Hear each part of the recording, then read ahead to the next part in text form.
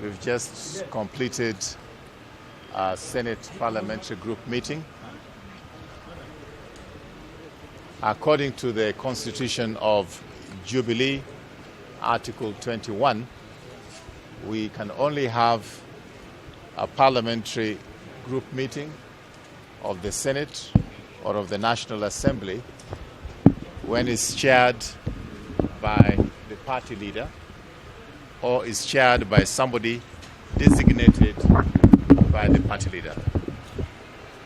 This morning, the party leader, President Uhuru Kang'ata, delegated to me the responsibility of chairing the PG. We had several issues of discussion. Previous to that, we've had issues of discussion on the leadership of the party in the Senate.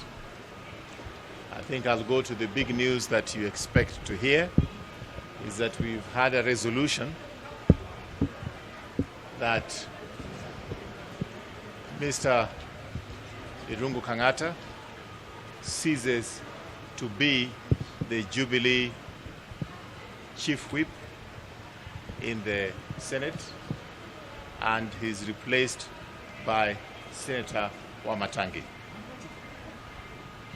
We had members of the Senate from the Jubilee Party, you can say half because I'm told they're half in another party, who came to express their disapproval of that decision.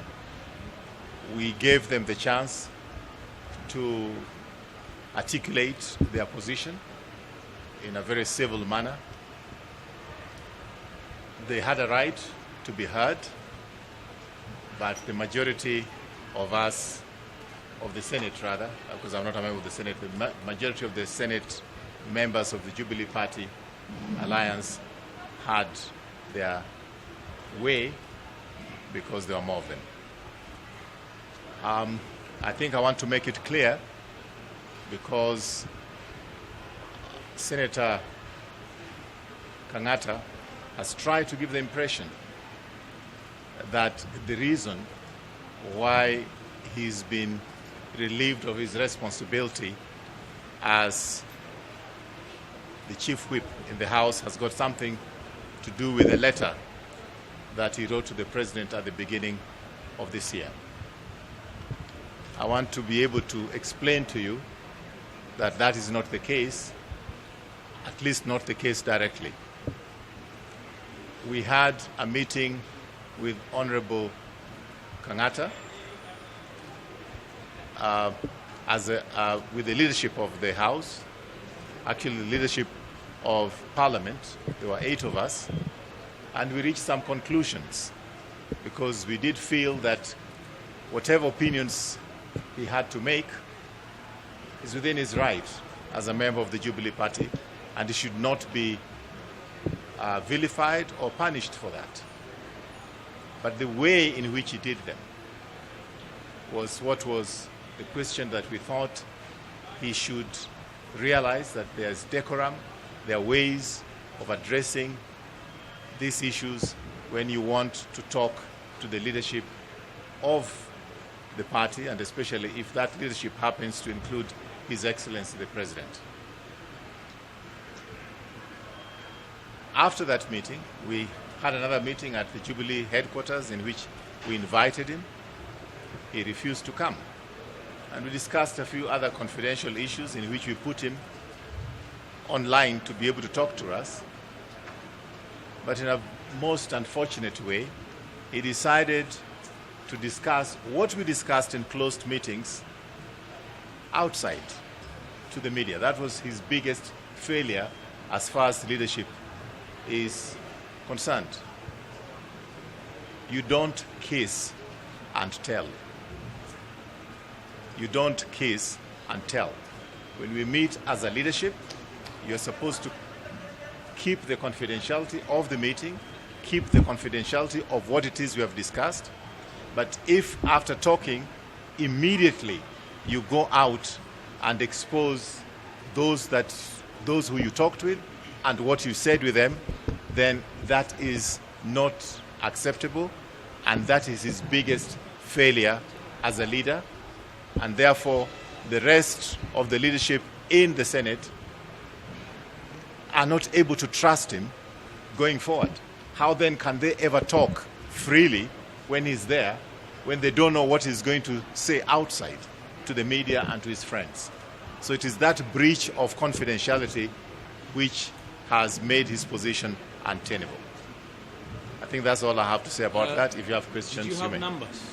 There's an assertion that has been made that you did not have the requisite numbers, and according to their calculation is that Jubilee has 38 senators, and if you were to get him out, you need a resolution by 20 members, and you, according to their own calculation, you had only 15. What would you say about that? Well, it's a little bit difficult for me to get into a debate with people who have already said they are not members of Jubilee Party, and I cannot be really going back and forth in terms of what they have calculated and what conclusions they have come to. It would be inappropriate for me to engage in that. Well, they have exited. What number did you remain with? And what number exactly needs to be there so that such a decision is made? We have a way of ensuring that we get the signatures that we require for the resolution. We have a resolution which we'll be presenting to the Senate. The leadership of the Senate is going to present that to the Senate.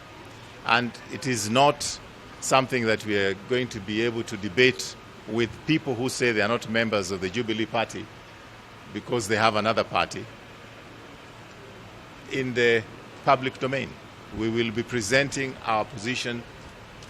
The leadership of the Senate will be presenting our position in Parliament. That is the next arena in which this has to be presented, not with the media. Just in short. Well, first of all, I have my majority whip. The deputy majority whip is the one who is working with those figures. I'm waiting for the figures after everybody has appended their signature.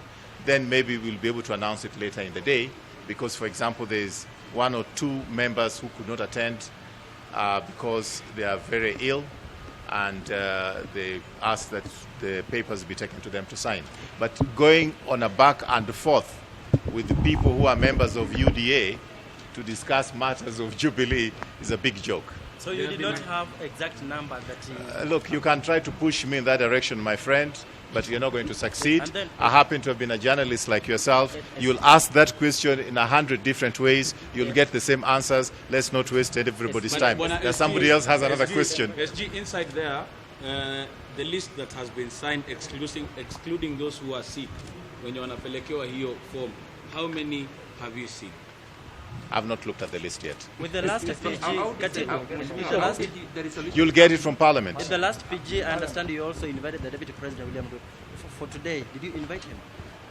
The invitation is done by the leadership in the House, not by myself. The issue of procedure. You just said that yes, it's part of the Jubilee coalition. Again? Through the PDR.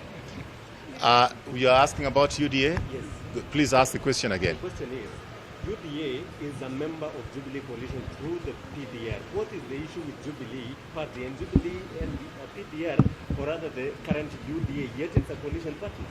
Have you seen the deed of the coalition at the Register of Political Parties? Please go and look at that, then you can come ask me that question.